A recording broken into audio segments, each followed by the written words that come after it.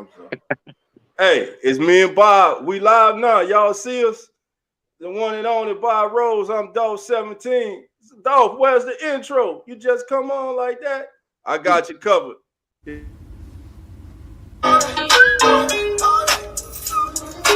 it real, who that sports pod? Legendary Coach Rod. Dolph 17. Let's rock. Who that? Boss kick. Black and gold. Let's go. First and goal from the one. Best believe we go punch.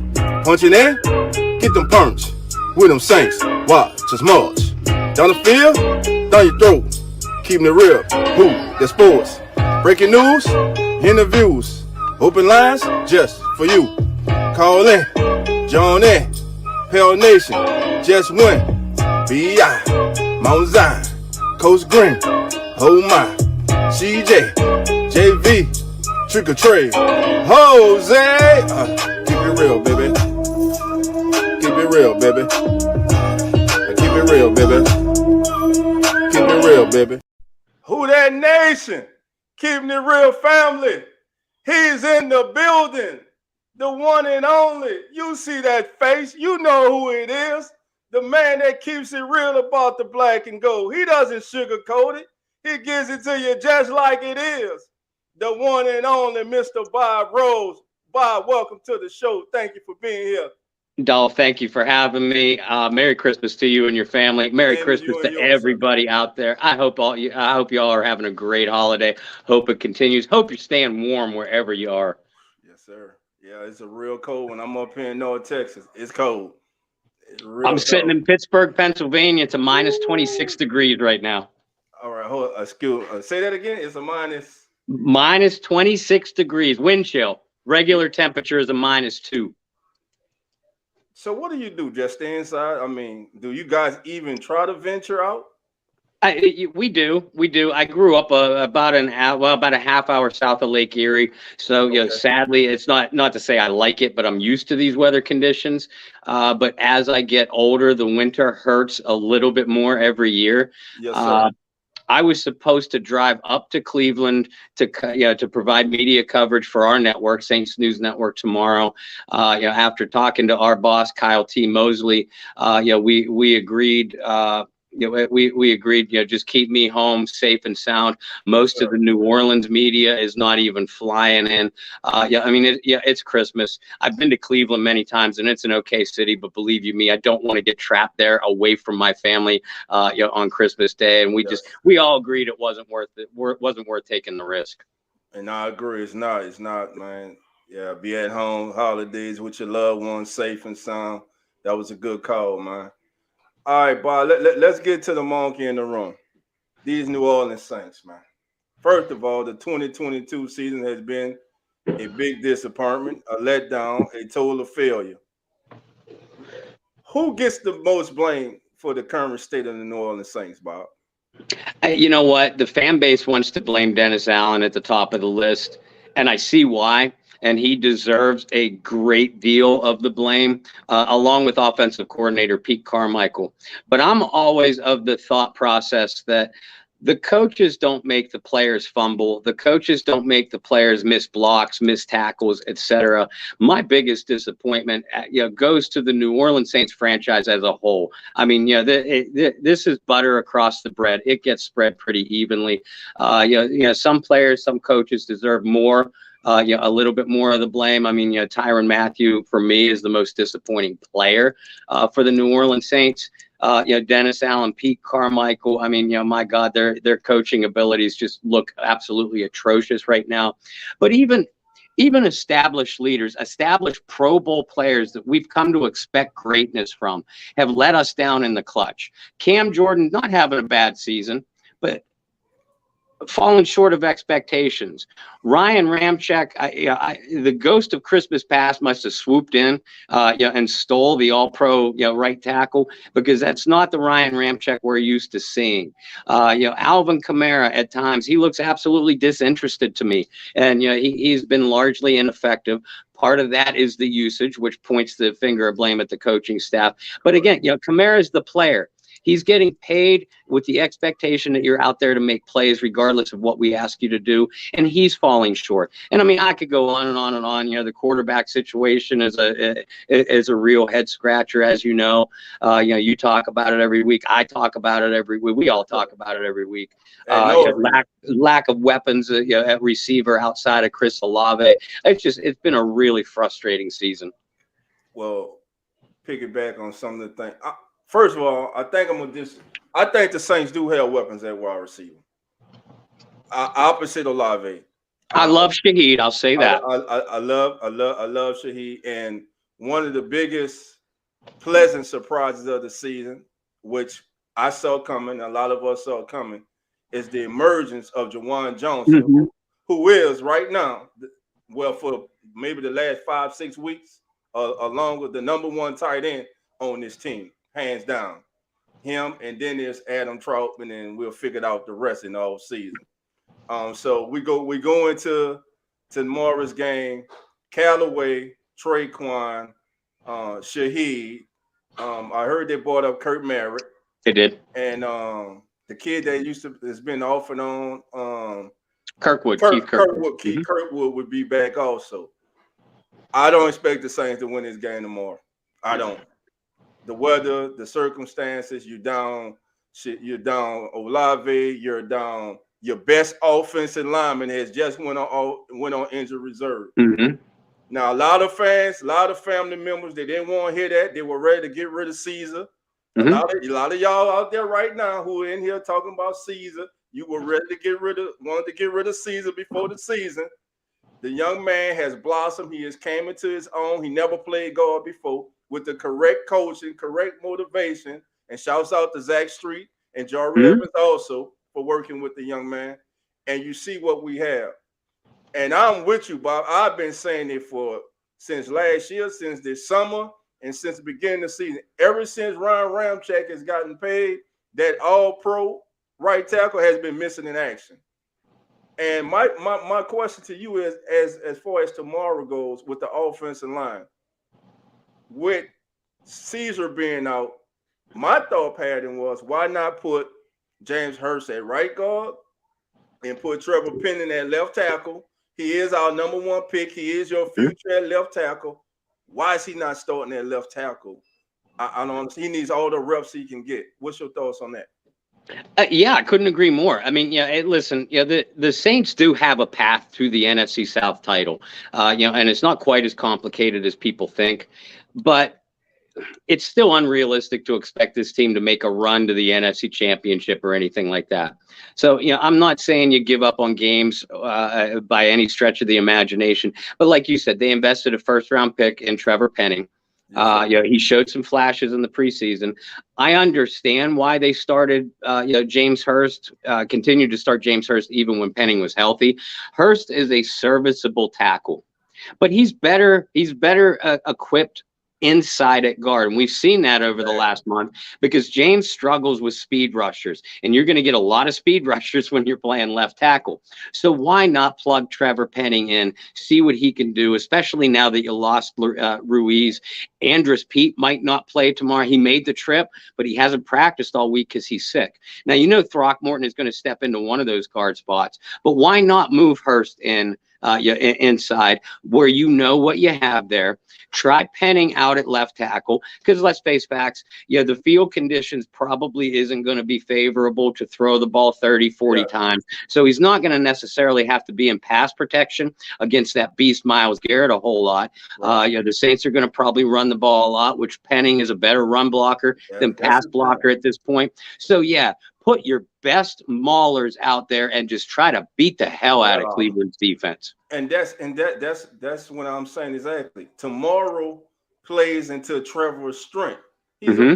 Since he's got here, the one thing we know he can do since training camp, preseason game, he can run block. And yes, sir. I'm talking dominant.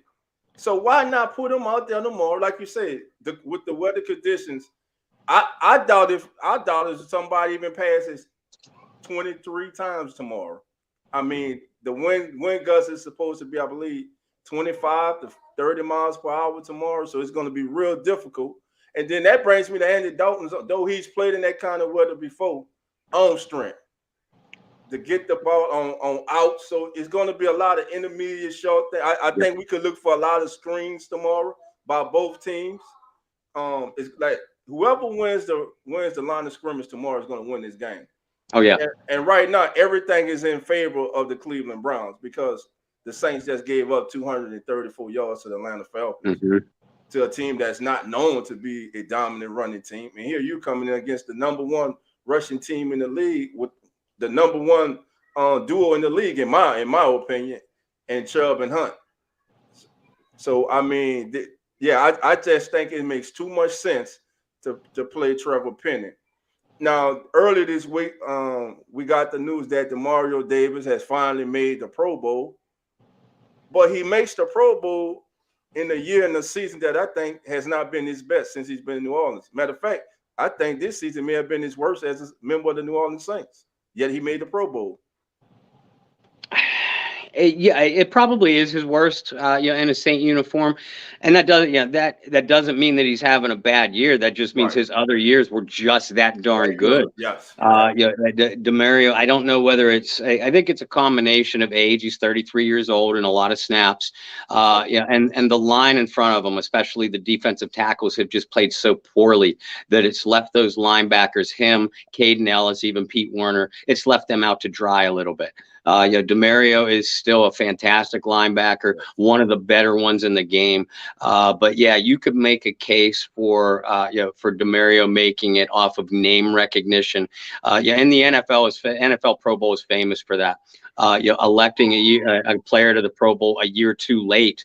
Trey Hendrickson is a great example.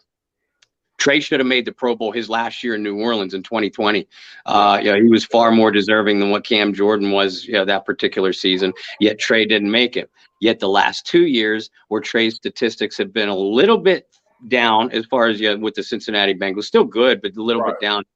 Trey has been almost a unanimous selection. So I think that's what we're seeing with Demario. And I'm not going to say he's not deserving, but I do agree with you as far as his achievements in a Saints uniform. This is his worst year yet. Yeah, that's what I mean by his worst year as a member of the Saints. I mean, the last 2 years, they were dominant. Yeah. I mean, he should have been the Pro Bowl, All Pro, and everything. And then speaking of the linebacker position, also this summer, a lot of family members, a lot of Who Dat Nation were screaming for Quan Alexander. Mm-hmm. The Saints knew what they had. They offered Quan, from what I'm understanding, the opportunity to come back, but just not as the starter to back up Pete Werner. Then you had everyone saying, well, he can play. He can take Caden Ellis.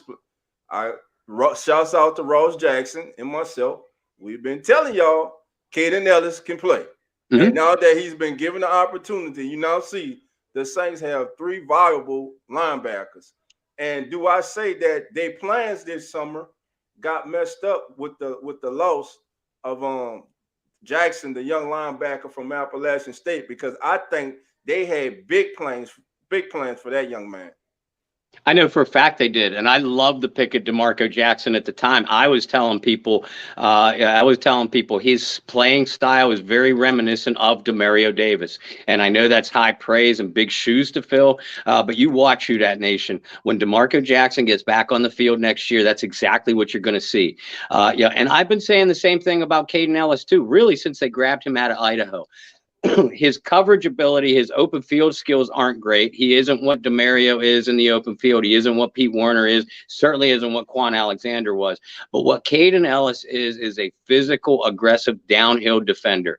So I will give a shout out to the Saints defensive coaches for using him in the right way when he did get the chance for increased reps. They took the leash off of that junkyard dog and said, you go get the ball. ball. You go get the quarterback, the ball carrier, whatever, whoever has the ball, you go take his head off. And that's exactly what Caden does. And you know what? Ellis, even in coverage, the last few weeks, has been a little bit more impressive than I had seen his previous 3 years in a Saints uniform. Remember, this is a free agent at the end of unrestricted free agent at the end of the year. He should be top priority as far as in-house free agents for this team. You get that because it's not going to cost an arm and a leg to keep him if you do it early. You get that man signed as soon as the ink dries on the 2022 season. And might I say, he might be the best pass rusher they have right now. Yeah. He actually, I mean, if you watch Caden Ellis, like you say ball, get quarterback. That's exactly what he see. He goes and gets it. Now, speaking of the defense, that's going back to the offseason. Dennis Allen names Ryan Nielsen and Chris Richard as co-defensive coordinators. My co-host, Coach Rock, and a lot of the Who That Nation were kind of concerned about that. Why not name one person as the defensive coordinator? Since he's done that, in my opinion, those units have suffered, especially the defensive line.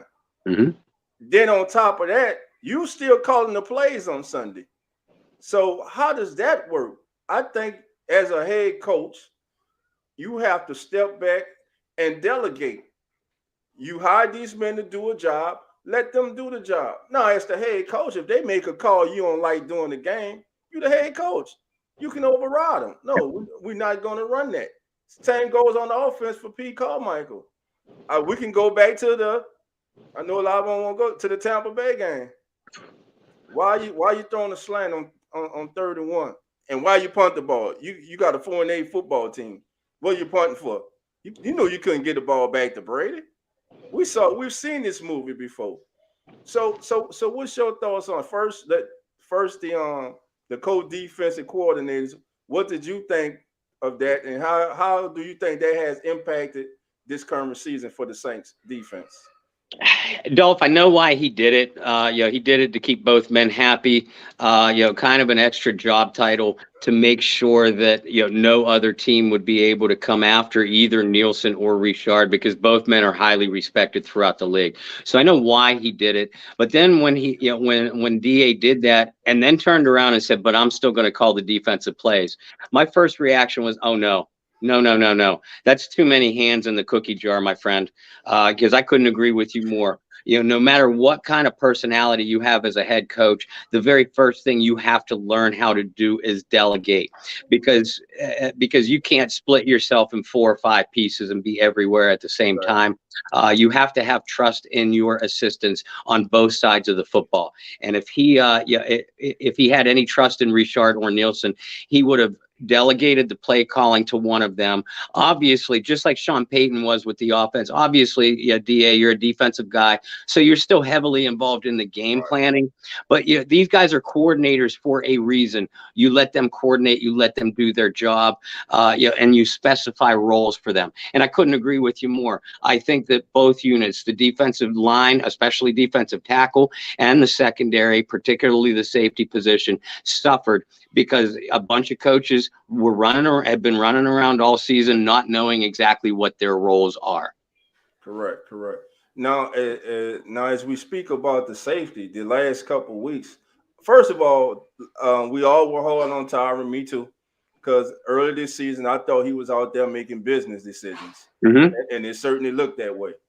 But as I started to study the games, Bob, I think Tyron got hurt the first game of the season against Atlanta when he came up to tackle Patterson, and I think he was playing through an injury. I don't think his season started to turn around until the Arizona Cardinals game. And I came on here and I told the family, I saw a little extra bounce to his step.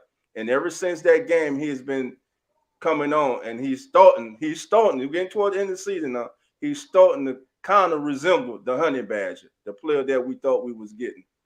And Marcus May also.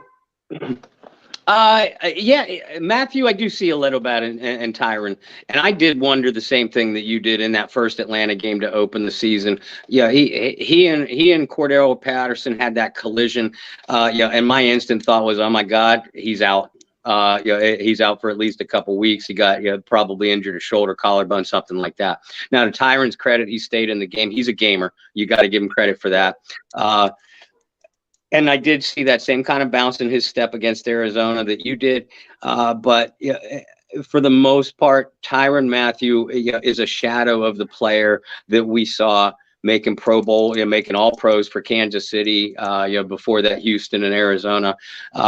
His style of play, always fast and physical.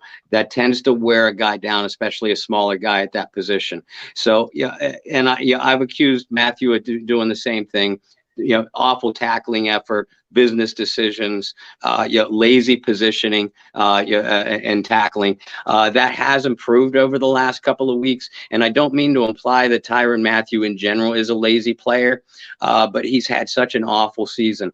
I was part of that media coverage when they came up here to Pittsburgh. I saw him miss three opportunities for tackles on one play, and I turned to my colleagues in the booth and I said, that right there is the microcosm of Tyrann Mathieu's season. He got trucked by a blocker at the line of scrimmage. Had another opportunity to track down the ball carrier, took a bad angle, and then when his teammates caught up, had another opportunity to get Najee Harris and kind of swiped at the ball and allowed Najee an extra 10 yards. You go back and watch that film and you'll know exactly what play I'm talking about. That was the microcosm of Tyrann Mathieu's season. And I don't think that he's going to be jettisoned this offseason. I think the Saints are going to give him another opportunity. And in Marcus May's case, it's been such a small sample size because Marcus has been in and out of the lineup because of injuries. And he's probably not going to play tomorrow because he's dealing with a shoulder issue. And you don't want to be playing on a bad shoulder, bad ribs, bad hamstring and weather like they're going to be facing. So I'd be surprised if Marcus May plays tomorrow. But when he's been on the field too, I think he's been a little bit more consistent than Tyrann Mathieu. But again, it's just such a small sample size. And when he is on the field, he's not being a difference maker. And these two players both came to the Saints with reputations as playmakers, as difference makers for the defense. And unfortunately, we just haven't seen it. Right. And I'm pretty sure why haven't they just put Lattimore on injury reserve? I mean, we're not going to see him the rest of the season. Yeah. I mean, they might well just put him on injury reserve. So listen, fam, Bob has agreed to allow you guys to come on and ask him one question. One question. I'll put the link in the chat. The link's in the chat. If anyone would like to come on and ask Bob one question, please come on. We have Bob for another 8 minutes. I'm telling y'all, we got Bob for another 8 minutes. So this is your chance. All the questions you wanted to ask Bob, now it's your time to come on and ask him, family. Be nice. It's Christmas. Yeah, be nice. Be nice. So, Bob, as far did the Saints make the correct coaching hire? Yes or no, Bob? I thought so at the time. I really did, and I supported it. And I would still reluctantly say yes, because looking at who else was out there, and how they're doing, I would have loved to see Bieniemy here. I would have loved to see Brian Flores here. But I understand what the organization was thinking, keeping the continuity. In hindsight, a lot of people are going to say it's a mistake. I think they should move on at the end of the year. I'm not sure they'll do that either. But I supported the decision at the time, so I'm not going to sit here and say, "Oh, I told you they shouldn't have done that," because I'd be a hypocrite if I did that. Right, right. Well, Bob, we got one of the youngest family members coming on. He's not today. He's a tropical wave, but Bob, you should catch him. Because when he's on, man, he turns into a Category 5 hurricane. Talking about the one and only Hurricane Mike. You're live with Mr. Bob Rose. Mike, what's your question? All right. So my question to you is, obviously we know this season has been one of the most disappointing seasons. Obviously, for the past few years, it's been the most disappointing season.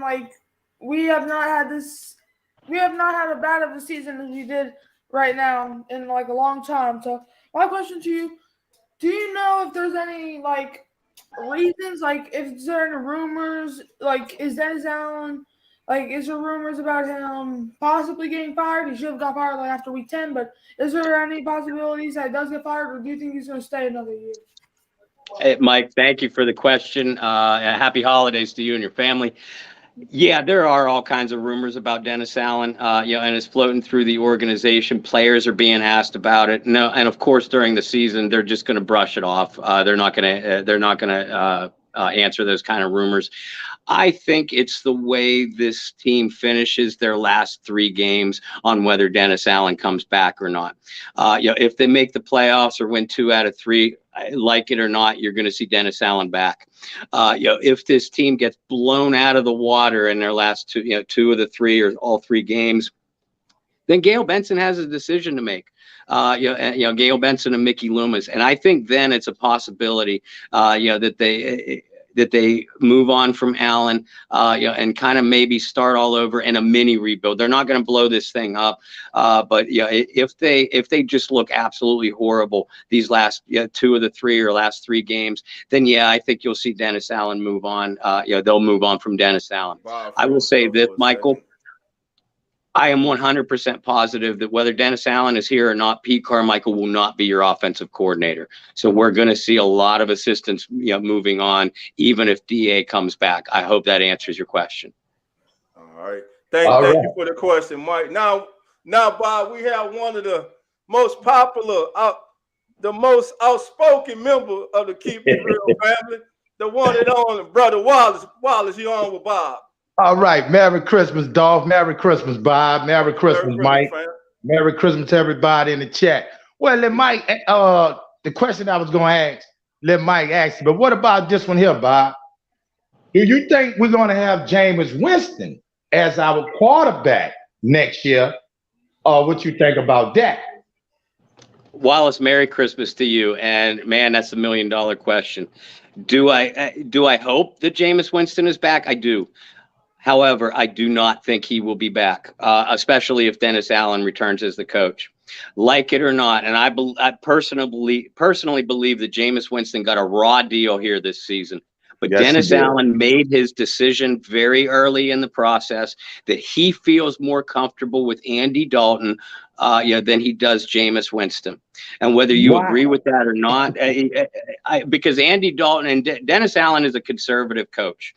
And I'm putting it very, very politely here when I say that. Andy Dalton is the safer bet at quarterback. Jameis Winston is the gunslinger. He's going to take the chances. He's going to make the pretty plays and give you explosive plays, but he's also going to make bigger mistakes. Andy Dalton is kind of mainstream. He has a lower ceiling, or a higher floor, but a lower ceiling. You're not going to get nearly as many peaks and valleys as you do with Andy Dalton as you do Jameis Winston. And that's where I think Dennis Allen felt most comfortable. Do I agree with the decision? No. But let's face reality too. Andy Dalton is not other than Arizona, Andy Dalton is not the reason the New Orleans Saints have had such a poor season. I don't know if things would have been much different with Jameis Winston. I think Jameis is the far better quarterback.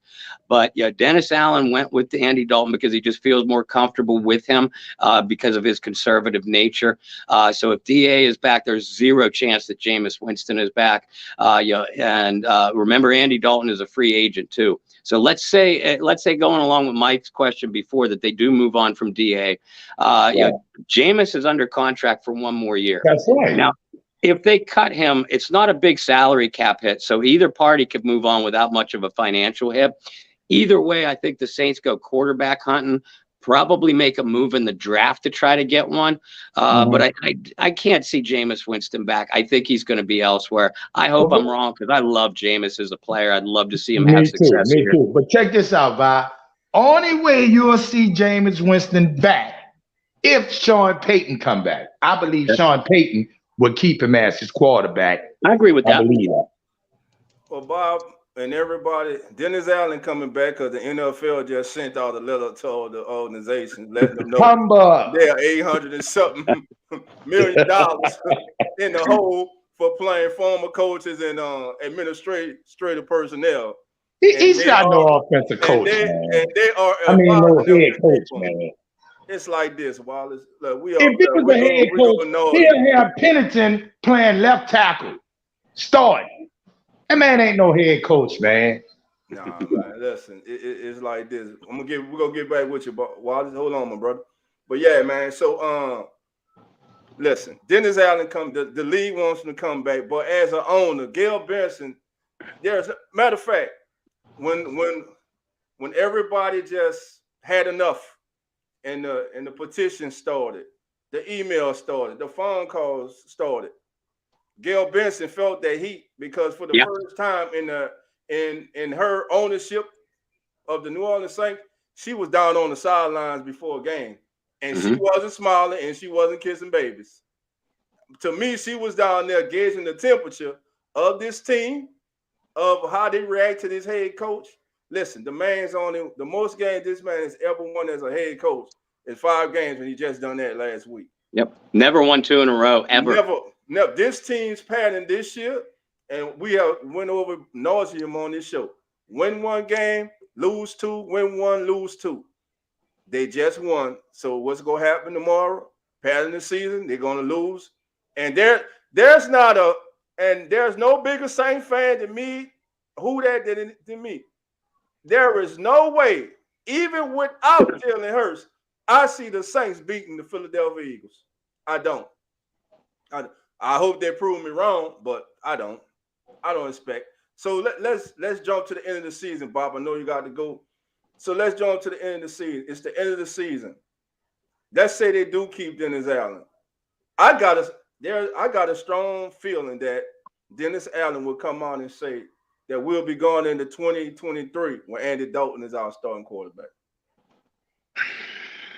If that's the case, and that's one of the things that Gail Benson and Mickey Loomis have to do with Dennis Allen at the end, if they're even considering keeping him around, they have to sit down with him and say, we want you to change your offensive staff. We've already talked about that. And then B, ask him, what are your plans at quarterback? And if he says Andy Dalton, or he hedges it all, as far as a little bit of an inconsistent answer, then you end the meeting right there and say, Dennis, good luck with your next opportunity, because it ain't going to be here. Yeah. I don't see Andy Dalton back. Like I said, I see him making a move in the draft, and maybe going after a bridge quarterback. Free agency outside of Garoppolo, free agency is ugly, but you never know what could happen. They'll bring in a guy like Dalton, with starting experience, that could possibly mentor a rookie quarterback that they pick up early in the second round, or trade back to the middle of the first round to grab. But yeah, I strongly believe that they're going to at least grab a rookie quarterback this draft. So Bob, right before you go, let me ask, there's one name that keeps popping up, and I kind of watched him this past week. The kid up there in Baltimore, Huntley. I wasn't impressed. What's your thought on him? A lot of people think he's a franchise savior, a franchise quarterback. I don't see it. No, Dolph, I don't see it either. Huntley's a gamer. Don't get me wrong. Yeah, he's fun to watch play in certain systems like Baltimore's. But what'd you do this past year? You spent a first-round draft pick on Chris Olave. You mentioned Juwan Johnson, and I love that kid too. Yeah, he is a blossoming pass catcher at tight end. You got Michael Thomas coming back. Hopefully he stays healthy. You have a developing receiver in Rashid Shaheed that can make plays down the field. So you have the weapons there. You have Kamara, if they don't move on from him this offseason, best pass catching back in the NFL. The last thing you need is an RPO quarterback. You need a guy that can go through reads, go through progressions, read defenses, and spread that ball all over the field with accuracy. And I just don't see that out of Huntley. He's a dynamic athlete. He probably, with the right coaching, he could certainly improve his mechanics as a passer. But you need someone that can be an established passer from day one in this offense. Right. Now, if the Saints do decide to move on from Dennis Allen, whoever gets the job is not getting a team that has the cover is bare. The Saints have talent on this team on both sides of the ball. Dennis Allen was handed a golden ticket, and he has failed miserably. He was handed a playoff-ready team in the palm of his hand, and the man's just failed. His message hasn't got across to the team. He's not inspirational. They can come on, they can say whatever they want, but it speaks when you're on the field. Film doesn't lie. No. And you guys are not responding to this, man. You had players go and tell their ex-coach, if you was there is no way you would have been okay with me coming to the sidelines after I fumbled that ball. That was the worst indictment of Dennis Allen that could possibly be made. Yes. Right then and there. He should have been out right then and there. But like you say, Miss Benson, Mickey Loomis, they have a decision to make this season. And what we're afraid of and what we do not want to happen to the Saints organization is what happened in Carolina. I know a lot of Saints fans who have never saw the old Saints, who are only used to the Sean Payton, Drew Brees era, and the worst record they have seen is 79. So now this is really frustrating them, confusing them. They don't know. Welcome to our pain for 20-something years. and it was even worse than this. So, I grew up watching this team through the 80s, and I'll just drop the mic with that statement. That's it. Well, look, Bob, I know you got to go. I want to thank you, my brother, for coming through and spending some time with us and dropping your knowledge on us. And final question, do the Saints win tomorrow? I'll be rooting for them, and I think they have the potential to win. But Dolph, I agree with you. I don't think they'll win. They have too many injuries at key spots. This team has been so. The only thing consistent about this team this year has been their frustration. And I think that frustration continues. And in a way, man, it almost feels like a loss would put us out of our misery, as far as hoping for playoffs or something like that. So, I'm not rooting for it. I never root against the Saints, but I don't see them winning this football game tomorrow. Yeah, I don't either. We just being real. We don't see it. I mean, it's just that simple. 2 men down. Listen, Jarvis Landry has been placed on injured reserve. Caesar's gone already without Mike T. I mean, Lattimore basically is on injured reserve. They're just not announcing it. So, But again, Bob, listen, thank you, my brother. Stay warm, stay safe. Happy holidays and Merry Christmas to you and your family. Listen, you are family. You are always welcome on here anytime you would like, sir. Again, thank you so much for coming on and showing us some love, and we look forward to the next time you're on. Dolph, man, thank you so much for having me. It's an honor. I'd love to have you on my show, the Bayou Blitz, Wednesday nights. I love it. And I do apologize. I have to cut it short. But Santa's coming, so I gotta get ready for that kind of stuff. But I'd love to do this again with you sometime. Yes, sir. Merry Christmas, happy holidays to you and your family. All you guys that jumped in, said hello in the chat, or jumped on and asked questions. I love you and God bless you. Thank you for all your support that you give to Dolph, myself, all of us that do this. You guys are what makes this fun, and I hope that you all have a safe and happy Christmas and holidays. There it is, family, the one and only Mr. Bob Rose. All right, Bob, go ahead and get some of that eggnog in you, man. Take care, man. Take care. Talk to you later. Bye-bye. All right, family, that was the one and only Mr. Bob Rose. He came through, dropped some knowledge, fam. So how you feeling tomorrow, family? You heard my thoughts. You heard Bob's thoughts. We're not expecting the Saints to win tomorrow. Will we be okay if they won? Will we like if they won? Yes. But this team is injury riddled. They're playing in some horrible conditions tomorrow. And they're playing the number one team, rushing team in the National Football League. And the Saints are one of the worst teams against the rush in the National Football League. So it's a bad mix. Again, I will be watching. Of course, I will be pulling for them. But family, I don't expect us to win this game tomorrow. I would love to be wrong. I'd love to have to come on here Sunday in the kickback and tell you, hey, the Saints pulled it out. I'd like y'all to say, Dolph, you thought they weren't going to do it, but they did it. And a lot of you who would say that are feeling the same way too. You just not going to say it. You go wait for the outcome. And if they win, then you go come on and say it. But it's all good. I love you anyway. Trap Star 318, how you doing?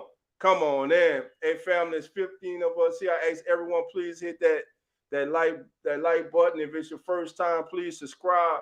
I ask everyone, please share the show on your social media platforms.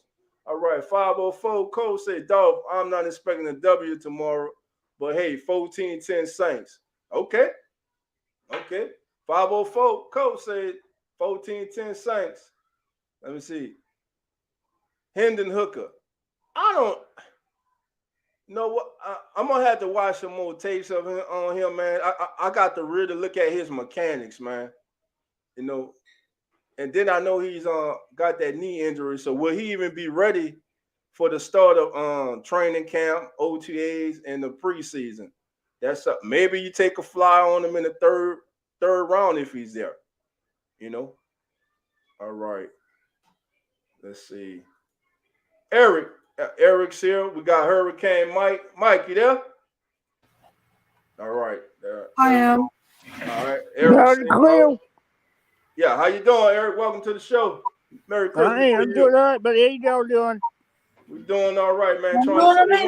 Trying to stay warm, man. Oh, yes, too. What's that weather like up there where you at, Eric? It's cold. What's the temp? Now we finally got. Hang on. Hang on.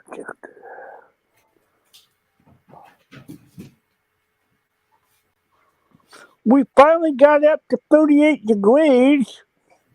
Oh wow, that's a blessing because we ain't there yet. We in the 20s, in the teens here, man. But I mean, that's today. Like yesterday and the day before that, it was like 20 something. 20 something? Yeah.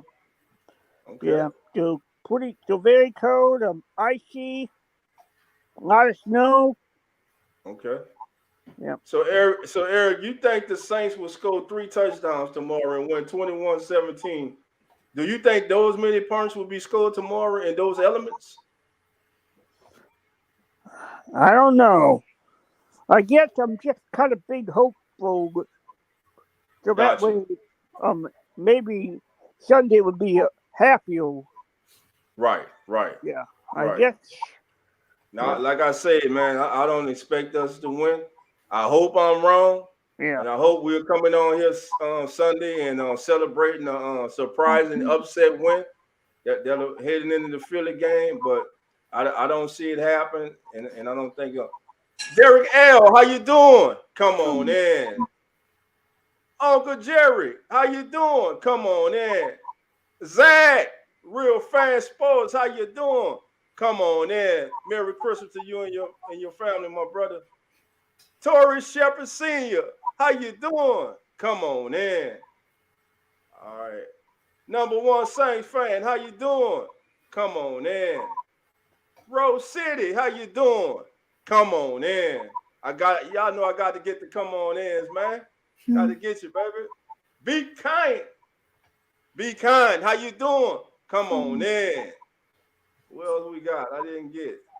Zach popping on. What up, Zach?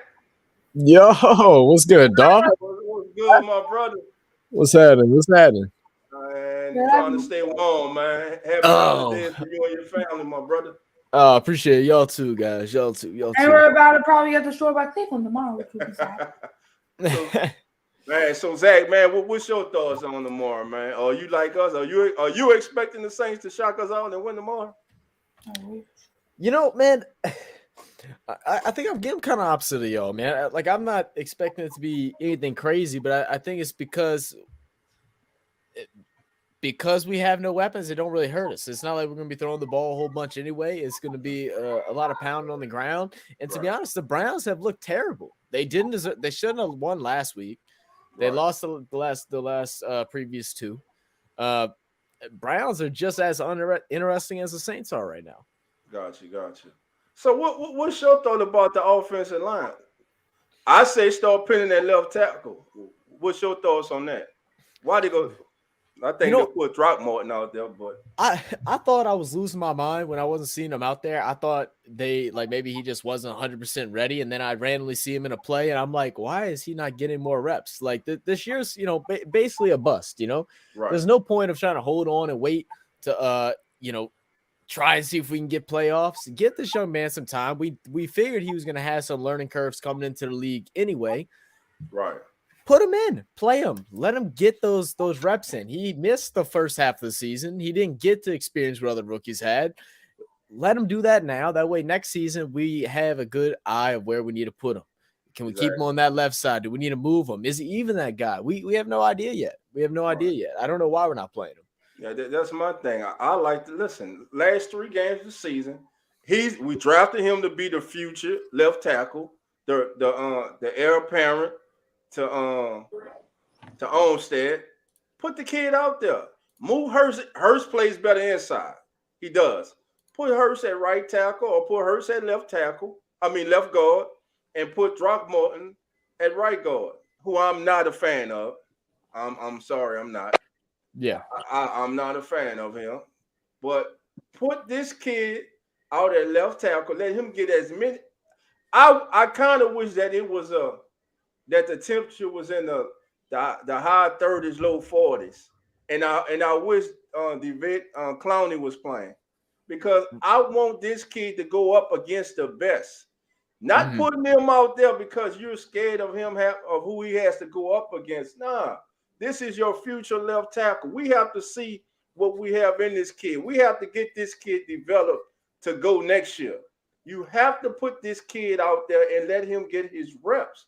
Don't just put him out there in the jumbo package. No. Well, the deal is that his biggest attribute to the team, in that position, is his physicality. They love his aggressiveness and they love his physicality. That don't mean diddly squat and how physical you can be with college players. All right, it means how physical you can be in the league with grown ass men. Exactly. How are you gonna face these guys? 1-on-1. Are you gonna be able to handle them like you handle the boys? Right. Or where you got to step your game up, because that's the biggest adjustment that comes in to the NFL is size, speed, and power. You thought you were, big and tough. Can you still keep up? Where do you need to develop your game better? Do you need to get stronger? Do you need to get quicker? What is this? But we haven't even got to see it. I feel like I haven't even got a fresh eye on any plays that he's done yet to see. I think there might have been one game where I saw him, and I think they had him in the guard, and I was like super confused why. I think that was 2 weeks ago. Exactly. And the only action we did get to see of him was in preseason. And though I say he got better every game. Up to the game he got hurt, the last preseason game. Yes. Every out and Trevor Penning got better. But the one thing, like I was just telling Bob, the one thing that he has been good at since he stepped on the field and dominant has been a world grinder, run blocking, dominant. That preseason game against that drive against the Chargers, man, him and Pete on that, they were dominant. So my thing is, we already knew he was going to have his ups and his downs as a rookie in pass protection. Good. And that's something we're desperately needing right now. There is no run blocking. Like, don't get me wrong. Like, I was listening to what Bob said about AK and just how he's kind of look uninterested.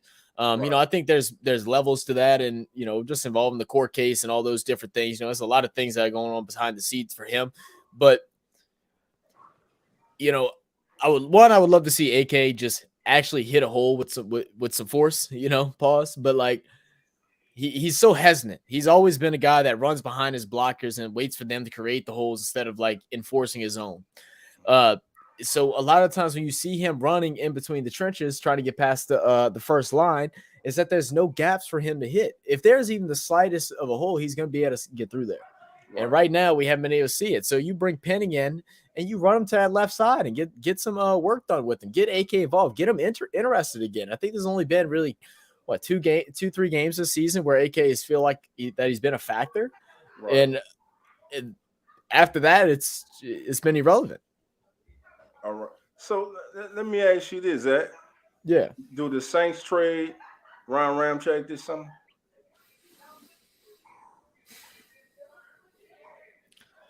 I don't know, man. I don't know. Something has to be done. I mean, what's his contract look like right now? I'm not even sure. I'm not even sure, but I think he's in the second or third year of it. And he hasn't been anything. He hasn't played up to his capabilities, his all-pro status since he signed the contract. No, not at all. Now coming into this season, he during the preseason, he informed us that he was playing last year with an injury. Right. Well, damn, have you been playing with an injury again? Similar to again? Because your play, my brother, has been suspect.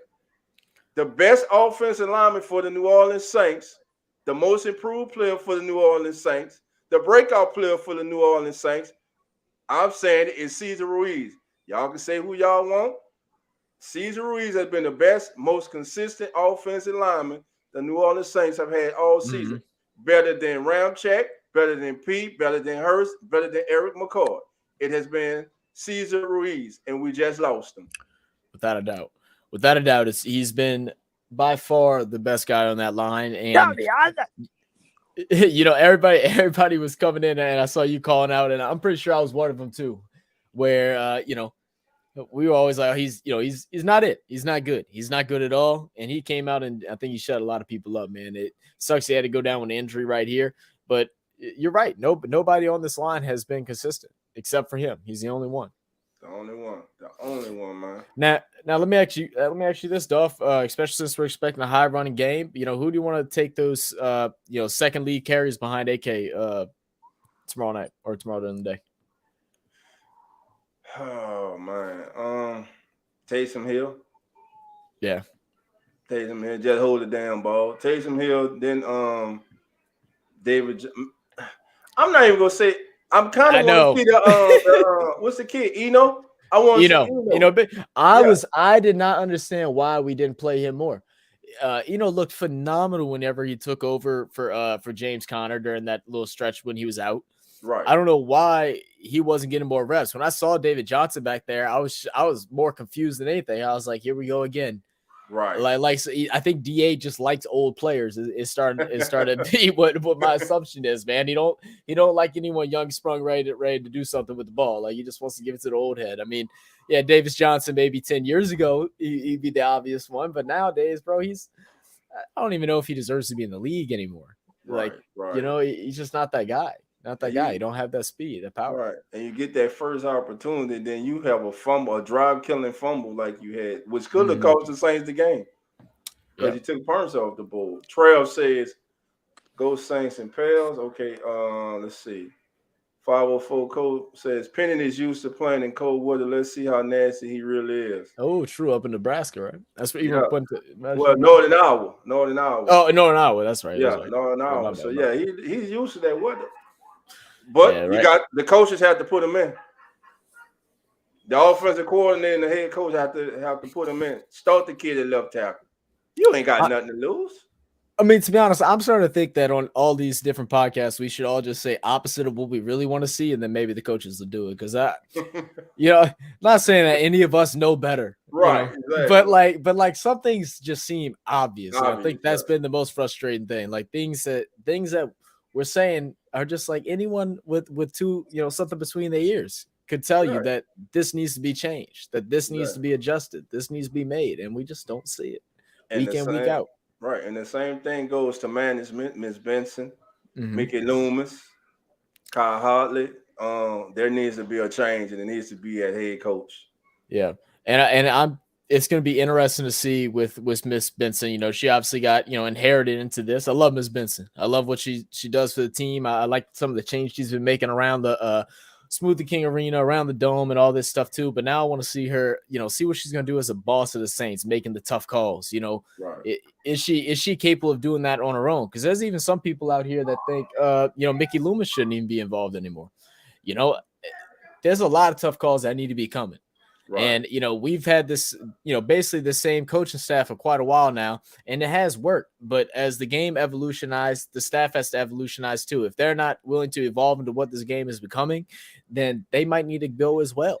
I mean, you talk about what Bob said about DA wanting to be a more conservative coach. Well, that sounds all fine and dandy when you have, since you're used to having Drew Brees who threw, 71, 72%, year in, year out. You don't have that in Andy Dalton. And this league now is all about high firing offenses. You see guys like Geno Smith who came out of college, that's what he was expected to do in the league. But he came into the league whenever it was all about conservative pocket playing.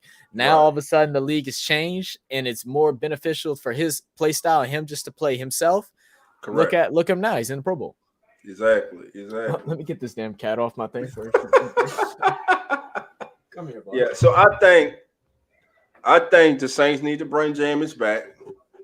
I hope Jameis is back. So, and I hope that it means when Jameis comes back that there's a new head coach that is not Dennis Allen. But I'm with Bob, and we all know if Dennis Allen is the coach of this team, Jameis Winston won't be back. He won't. And this team, and let me tell you this. Ticket sales are going to suffer. Merchandise sales are going to suffer. They're already suffering, man. They're suffering already. So that's what I'm saying. You're not going to tell me, Miss Benson, David Lasha, if I'm saying his name right, the president, the man who looks at the money, oversees the money, him and Mickey and Cotton, they're not sitting there and they're not bringing that to her attention. Like I told Bob, we saw her on that field for that round. She ain't never been on the field before a game. And she wasn't shaking hands. She wasn't really smiling. That lady was down there gauging the temperature of her team and of the man that's leading her team. And I'm sure she was looking around that dome and understanding how bad it is. They booed your head coach. They introduced everybody last week, and everybody in attendance boos the head coach.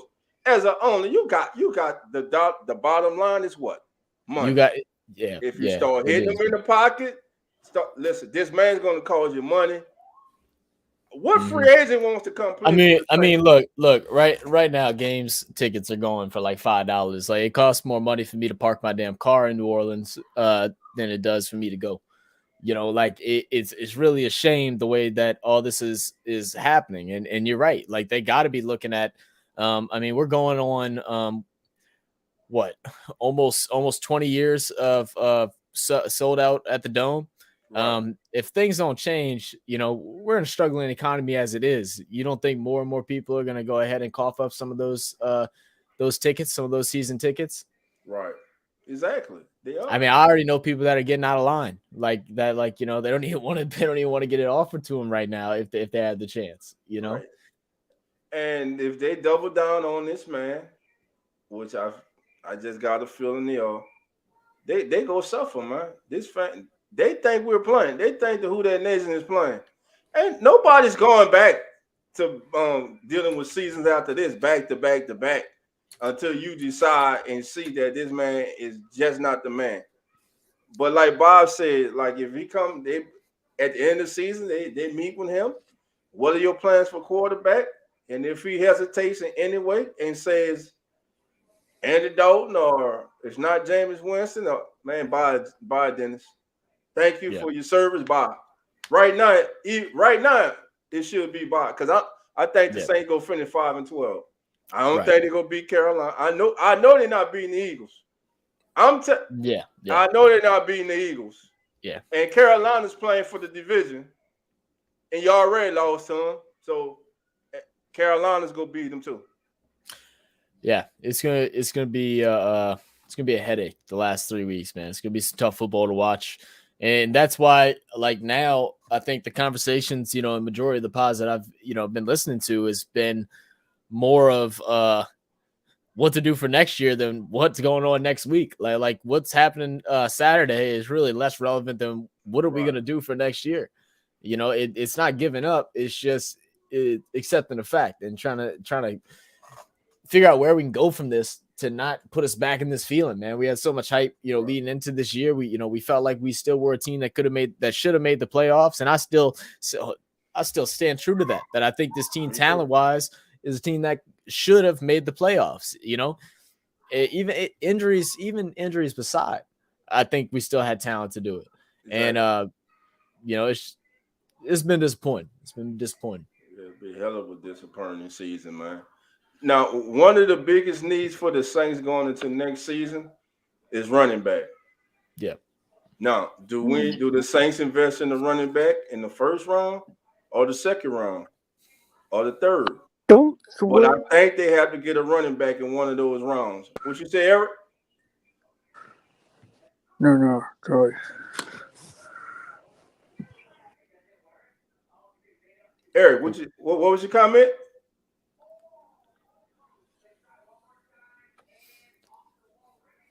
All right, Must to have lost Eric. Eric for a second. Yeah. Man, I don't know. I mean, I guess it all kind of it boils down to what's out there, man. I mean, I think honestly, I don't know. What's more important to you? You think running back's more important than what a quarterback would be? If there was one that was available that we thought was competent enough for next year, or do you think we just ride what we got and try to build up, some young bucks for that following year? Because I mean, that's kind of what it feels like to me. I feel like next year needs to be a load up season. You know what I mean? Small positives, work with, reestablish some of those defensive positions with the, some of those aging players. Developing that run game again, bringing some players in from there. Cause, realistically, AK is getting up there in age for a running back. There's no telling. We've seen guys that, go into their 30s playing running back and still do it successfully, but it's not common. So you're even got to look as far as replacing him over the next 3 to 4 years. Right. And what do we do with AK, especially next year, depending on what happens with this court situation? That's going to be a whole nother deal as well. I've heard some people, rumors have gone around that they might not even try and keep him just so they don't have to deal with that extra headache that happens during that time period. Well, a lot of things come into play. First of all, who's going to be the head coach? Mm-hmm. That's one. Second, who's the quarterback at that time? The main thing is, what draft capital will you get for Sean Payton? That's the main thing. Would it be a top 10 pick, or would it be a top 15, top 20 pick? The reason I say that, because the higher that pick, the better chance you get at getting one of the top quarterbacks coming out in this year's draft. Well, it's a deep quarterback draft this year. It's very opposite from last year's. Mm-hmm. And I saw something the other day that was showing, quarterbacks currently in the playoffs right now. The majority of them aren't first round, some of them aren't even second rounders. It's just all about how you grade those players coming in, and how you can coach them. Right now, my concern is, now that Sean Payton went out, and obviously, it's hard not to avoid the obvious that Jameis was playing hurt, and that could be a reason why he looked really poor. But we didn't see a big development. He downgraded from the year previous whenever Sean Payton was there. So, are we going to invest in a quarterback coach that can coach, a young quarterback to do something? Because we had Ian Book for 2 years, and he didn't look like he improved at all. Working with the practice squad, working with the second unit and stuff during practice, he didn't look like he improved much either. So where do we go from there? I disagree. I think Jameis didn't. Yeah, I don't think Jameis got worse. I think he played injured. He forced his way on the field. He shouldn't have been on the field as a head coach. That's a strike against Dennis Allen to me. You set him up to fail. You knew that kid could. You knew that kid couldn't go out there with cracked vertebrae in his back and play up to a high standard. Then you put him in the following week. You should have been fired then. Mm-hmm. But go back and look at that Atlanta game. The whole team was in a fall the first 3.5 quarters. Oh, yeah. But look at that fourth quarter, how when Jameis, after he got hurt, came out the tent. After he got hurt, came out the tent, Jameis started willing and dealing. Yep. That's the talent that's there. That's the explosiveness that's there. I can't get him. I say bring Jameis back, man. You have to bring him back. Mm-hmm. Because the upside is just too great, man. Mm-hmm. No, I noticed it right away. You know, as soon as he came back that next week, I heard he was a little banged up before we knew like how serious that vertebrae issue was. You could tell when he was trying to throw the ball, he wasn't getting his hips into it. He wasn't turning with it. You could tell it hurt. Right. It was all arm. He was just lifting it back. He looked like Brett Favre throwing that thing. Right. There was no hips at all arm. And you could tell that's where the accuracy went. You know, anyone that's played any sport, doesn't even have to be football. You aim with your feet. How your feet are placement gives you aim. When you sling that hip, that's where you direct them to. That's why the balls were floating right, left. There was no judge of power whenever he threw it because he ain't used to throwing that way. He's having to overshoot. I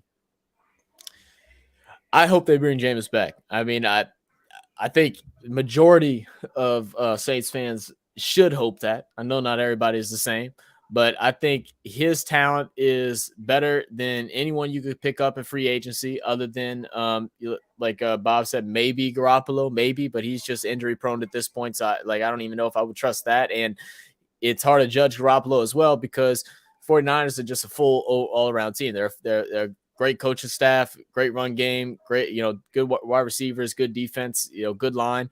It's hard not to succeed when you have that. So even saying Garoppolo is a good option isn't saying much when you go and actually look at what he has to make him look good.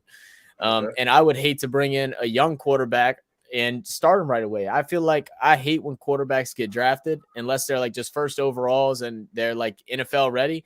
Most of them are not NFL ready. They need at least 8 games to sit out and just allow the game to catch up to them or give them a year, let them work underneath an experienced quarterback or, under experienced quarterback coach before you throw them in with the Wolves. So my thing is, as far as Jimmy G is, I don't understand all the hate Jimmy G gets. I think Jimmy G is a good quarterback. He's been a winner everywhere he went. One thing I say is this. If he is such a bad quarterback or not as good as people think he's not, why did the greatest quarterback of all time have to go upstairs to the owner and ask the owner to trade him? Because arguably one of the greatest, if not greatest coach of all time wanted to move on from him. Come on, man.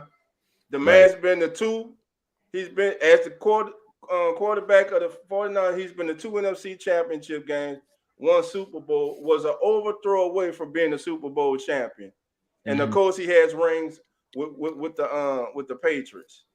Jimmy G's a winner. Yeah. Look at his record. He's just a winner. And sometimes that's just what you need, man. Like you just need a winner. Like some dudes just are winners, bro. Like it don't really matter. Like their skill set, they just can win games. It's very true because I popped in a couple of 49ers podcasts and stuff during the beginning of the season because I was really trying to figure out what their thoughts were on like the Trey and Jimmy G situation. And when I'm telling you, every single one of them were like dogging, like making fun of Jimmy G and making jokes. And I'm like, he just brought y'all to an NFC championship. Why? What are y'all dogging on him for? Because he had a couple bad games because he was playing with a bum shoulder, a bum throwing shoulder at that. Like, I didn't understand it at all. I didn't understand where the hate come from. The only thing that I could see as to why I wouldn't want him is it's not so much because of lack of skill. Like, I think he's, in that medium range, medium to high or average range. But, like you say, he wins game. He don't have the good deep ball, but he makes smart decisions. And you give him pieces around. He works the checkdowns the right way. He can throw that thing when he needs to. Is he better than Andy Dalton? Yes. Yeah. David Rowe. Is he? I'm asking David and Rowe. Is Garoppolo a better quarterback than Andy Dalton for the New Orleans Saints? And overall, is he a better quarterback? Yes or no? Waiting on your answer. David says that Brock Purdy already looks better than Garoppolo. That's kind of a crazy statement. I one of my buddies was kind of saying the same thing with that as well. And Brock Purdy has, he's looking all right. There ain't nothing about Brock Purdy that looks phenomenal, man. I mean, like I said, especially right now, you're talking about they got McCaffrey. If he literally just throws it to McCaffrey. McCaffrey's a scapegoat.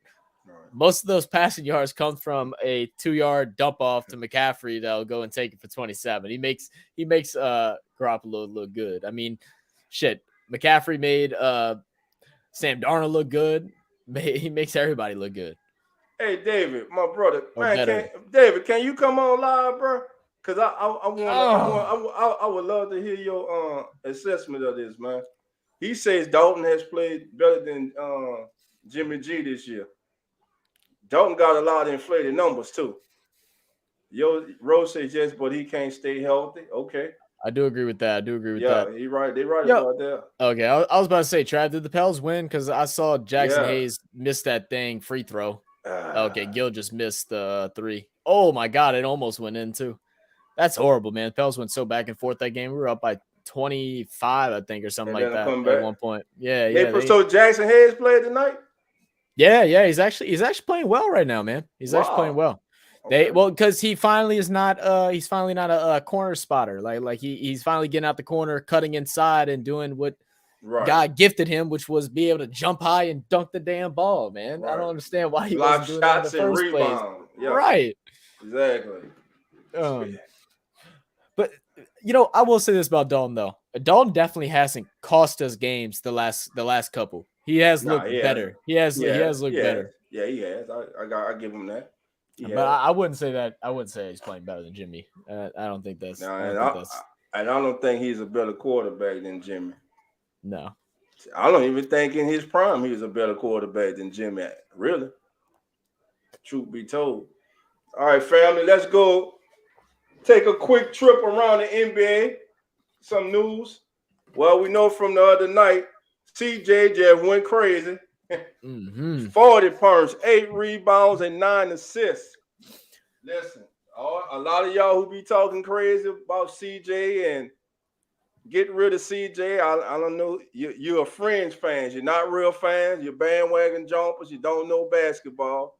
So we're gonna leave y'all alone. We're not even gonna pay attention to y'all. But Merry Christmas and Happy Holidays to you too.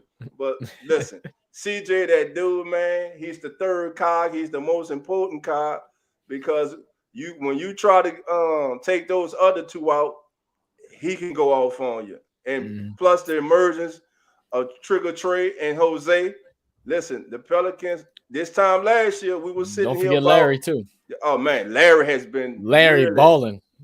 Larry's been balling since he came off injured reserve last year. Larry, when they threw Larry in with that trade, I said that was a big throw. And remember, the Pelicans. I couldn't believe we got both of them. I couldn't believe it. They've been trying to get Larry here to New Orleans. They've been wanting Larry. Well, he's hurt again, y'all. Yeah. Anthony Davis out indefinitely with a stress injury in his right foot for the Lakers. Man, did you see the way he actually injured his foot? No, I did. I never seen nothing like it. He jumped up to go. I think it was to go put in a putback shot, and he's in the air. And when he's in the air, he like swings his right foot around, and it like clips like the shin of another player. Wow. And he hurt it that way. He didn't land on it funny. He didn't get stepped on or rolled on or fall into the stands or something. No, he was midair, baby jumping to put up a putback and just kick somebody. And that's how it happened, bro. Poor guy, bro. I feel bad for AD because he really is. As much as I can't stand him and his what he did to us, but like he's such a special talent. He was like getting to where he was averaging like 38 points a game for a stretch. Man, but you just can't stay healthy, bro. What's that game we had a couple weeks ago? That was absurd. 55-17. Yeah, man. Listen, now that's you ain't seen numbers like that since Wilt, bro. Yeah, that was ridiculous right there. This man here, listen, we better enjoy him while we can. Just as a fan, I don't like the Lakers. We don't like the Lakers, but as a fan, enjoy greatness while you have it. Yes, I say the same thing about Jordan. I'm saying it right now about LeBron. Enjoy greatness while you can. Look at these numbers, the last 5 games. That's ridiculous. And they had the nerve, whoever it was that posted it, to not put him in the top 30 players in the world. Insanity. Insanity. And this young man here, he coming. He coming. Until the playoffs come. Until the playoffs come. He got to that championship last year. I don't know. Maybe Sometimes you gotta go through them dog valleys to get where you're trying to go, man. Maybe so. You know? My biggest thing with Tatum, and I've been saying, me and Nonfiction, my co-host, we've been saying it for a long time. We want him to stop trying to be Kobe. Stop trying to, wear the shoes that say Mamba on it and all this stuff, trying to be somebody that you're not. You're already a great ball player. Be yourself. You ain't got to be Kobe. You got to be Jason Tatum. You are good enough, man. Play your game. And you do that, and you see now he's in the MVP candidates. Yes. Let's see. Jump to some quick NFL news. Of course, yesterday we found out. Shouts out to Double D, Demario Davis. Sir. On making his first Pro Bowl, which is insane. Like I was Absolutely telling Bob, I don't even think this is his best season as a New Orleans Saints. Not saying he had a terrible season, but it hasn't been his best, and he makes the Pro Bowl. So shouts out to Double D, Demario Davis, a great player on the field and a great person off the field. Yes, sir. Also, NFL power rankings. Family, do you agree with these rankings? Philadelphia 1. Buffalo, Kansas City, the Bengals, 49ers are 5. The Cowboys are 6. Cowboys will move up after they beat the Eagles tomorrow. I'm calling it. Mm-hmm. The Vikings are 7. I think that's too high for them. They're going to lose in the playoff. Miami is 8. The Chargers. The Chargers are ranked 9th. We had that as a destination for Sean Payton. Right now, they're 9th. And number 10, they have the Baltimore Ravens. So what's your feeling about that list, Zach? I'm pretty cool with everything 1 through 6 for the most part. I would think you can honestly slide Dallas ahead of San Fran, maybe just because of Jimmy G going out. I mean, we still got to see what Purdy's doing. He hasn't really played no competition yet. Right. Minnesota, ain't no way they need to be in the top 7. Like maybe you can slide them down to 9. Dolphins showed when they were playing in a cold Buffalo that they could compete, and they should have won that game if it wasn't for the horrible refereeing that went across the league last week. That was embarrassing, but to the league, they definitely are much better than where they got them there. As far as those bottom 2 teams, I mean, I don't think either of them are that good right now. I think unless Lamar Jackson come back and start playing out of his mind, with Huntley in there, that they ain't winning nothing special. And honestly, even with the Chargers, I have big hopes for them. I have really had them winning 12, 13 games this season. Mm-hmm. And I think a lot of people did. I fell into the Chargers trap, bro, because everybody says, I think there was 5 years straight where they said the San Diego Chargers with Phillip Rivers going to go to the Super Bowl, and then they would not make the playoffs. So they look the same to me. I don't think anything looks special with them. Okay. But they have a quarterback that Sean Payton loves, so hopefully that's a landing spot. Hey, hopefully so. Hopefully so. Now here's a first overall pick who lately has just been playing like a first overall pick, and he had a game of his life last week.